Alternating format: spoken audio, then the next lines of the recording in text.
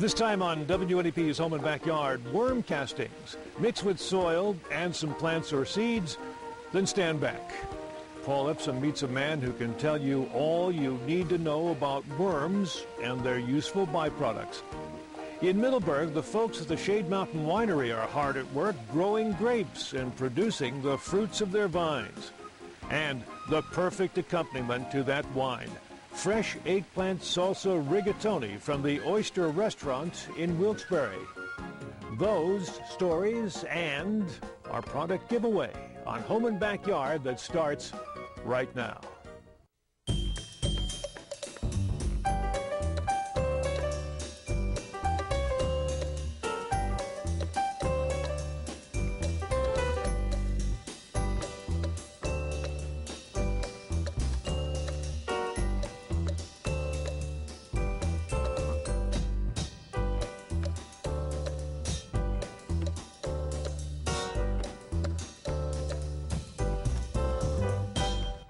Good evening and welcome to WNEP TV 16's Home and Backyard. I'm Mike Stevens.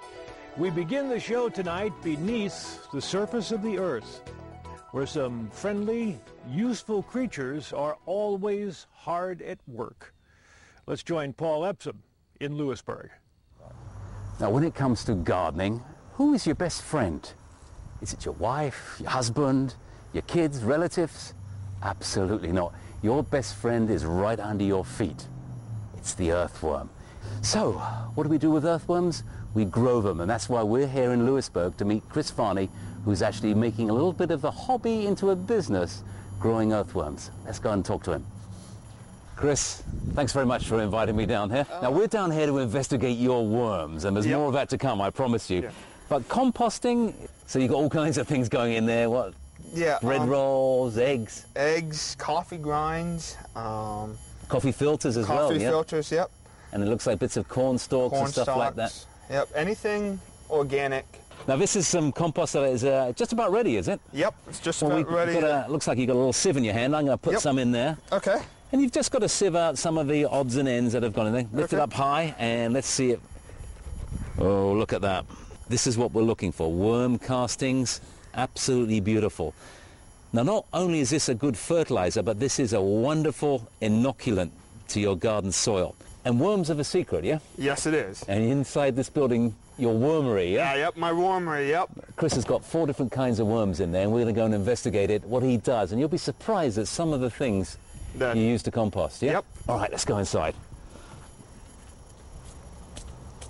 Well, Chris, this looks just like a regular garage, yeah? Yep. And here in this corner, it looks like you've made yourself like a little kind of sub-room. Yeah. And what is it, like 10? It's about 10 by 8. Neat. Shed, I call it shed, worm shack, different names for it. All right, well, you lead the way and you show me what you do in your wormery. Okay. It'll be fun. First, what I do is I shred the cardboard here. So regular cardboard? Yep, regular corrugated cardboard. Which normally would be just thrown away. Yep. And this provides a food for the worms. Food for the worms, but also too, right here, like the little holes, the worms actually go through that. It's kind of like a tunnel system for them to feel comfortable. They feel it's back in the earth again. Back in the earth again. All right, so this is one of the sources of food for the worms. One of the sources for them. Neat.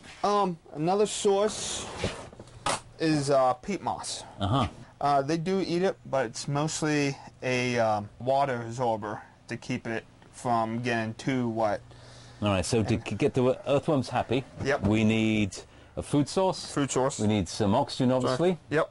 And heat. Heat, yep. What about light? Is light used? Yeah, light is used. Right here you can see I have 2 spotlights. Some of them like to try to escape. And the lights act as a sun for them. And the worms don't like the light. So it pushes them back down inside. Clever. And you run them 24 hours or like? 24 hours, yep. So to stop the little blighters from escaping and running all over. Oh, all kinds of things going on in there. All different types of things are growing. In here I have oh yeah, look at them. Cantaloupes that I raised in here. And these are new plants from the seeds that are growing inside the bin here. Now these aren't huge worms, these are small. Yeah, these are small worms. These are the redworms. This is what makes the compost appear much more quickly. Appear much quicker. And in your bin you've got like seeds germinating from a cantaloupe? Yep. Oh, I bet these worms are in heaven. Oh, they are. Now one of the side products of your wormery is that you can sell worms for fishermen. Yes, yep. I do. Yes, I can. Do they use the redworms or? Yeah, you can use redworms for that. But also too, I recommend to people for fishing the European night crawlers here. Oh, a more sophisticated European worm. Yeah. Let's have a look at them, shall we? Yep. Henri, Pierre, Colette.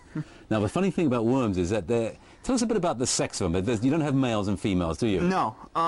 The worms are asexual, which means they have both sex organs, male and female. And they leave it like a little capsule, like a little egg? Yep, the eggs go in different cycles. You can see here how that... Oh, that's an egg. Yeah, that's an egg. That one, they just laid. Right here, how it changes colors. It kind of goes to like a red. Okay, yeah, no, I see that. Like here's like another one, how it's like a darker color there. And then here... When it's ready to hatch out, it's what color? Really, really black. Like that right there. Gotcha. Yep.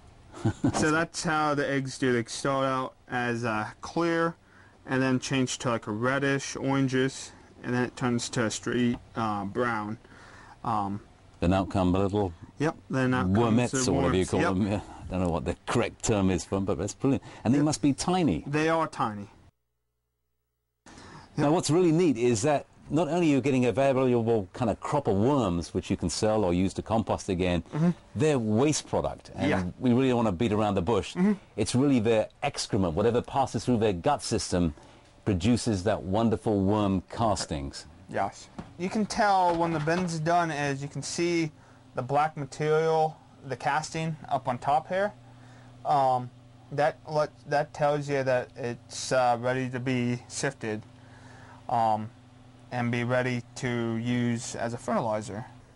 What I'm going to do now is take the worm waste out, and I'm going to screen it in to the final product for bags. Give you a hand. I'll get rid of a lid for you. Thank you. Now what I like with you, Chris, is that you're a man who uses every little product that's been going to get thrown away. An old container, and you've put a piece of like screen wire on it. Screen wire on it, There you go. What I'm doing is putting handfuls of castings into the shaker. There's still a bit of cardboard left, but there's lots of castings now, and the worms, of course. And the worms. And the worms here. We want to sieve them out. So what do you do now? Just give it a shake? You can just give it a couple shakes. And out they come.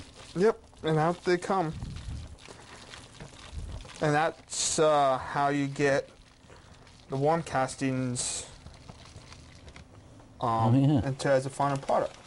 Now you've been so successful at this, I gather you've made a little business out of it. Yep, I made a little business out of it. I decided to sell some of the worm castings, and this is like a 1 gallon bag, and this goes for like $5. No, honestly, and I, without jest, I have to say it is the best product you can use in your garden. And if you're organic, it's probably the only really good organic product. You also know you're helping the environment by not using any chemicals. Chris, I have to say thank you very much. You've really shown us, just with basic, simple materials, you can keep that whole recycling thing in there and produce something that is probably the best organic fertilizer for your garden. You're welcome. Thank you ever so much. Yep, you're welcome. Appreciate it. Grapes and more grapes in Middleburg. What to do with them all? How about making some wine, which is what we will do when Home and Backyard returns.